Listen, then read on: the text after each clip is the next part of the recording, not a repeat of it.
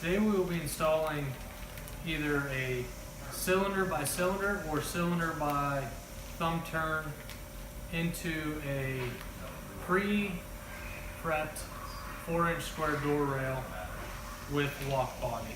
So some of the components of this kit are a thumb turn and cylinder, and then you have your rings and spacer for each.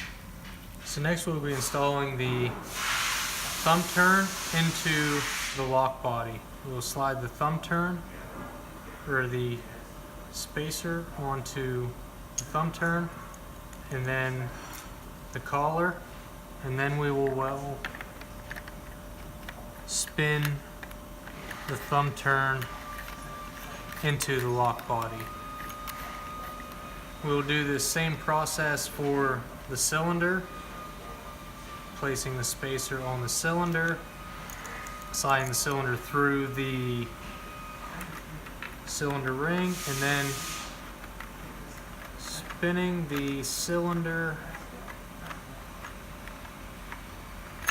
onto the lock body itself.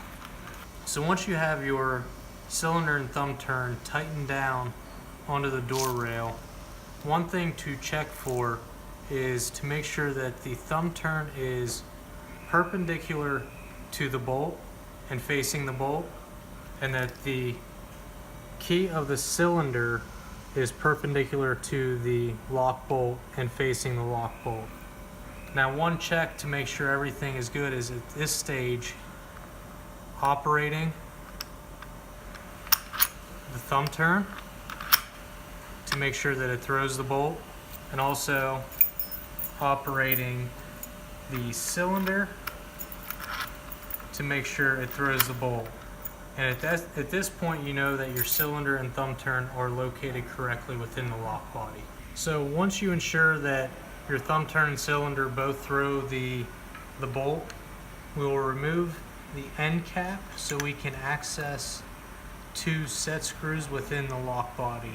These set screws lock the cylinders in place, so we'll want to use a 2mm Allen key, going through the hole and then finding the set screws on the thumb turn side and then tightening them down to where they are tight.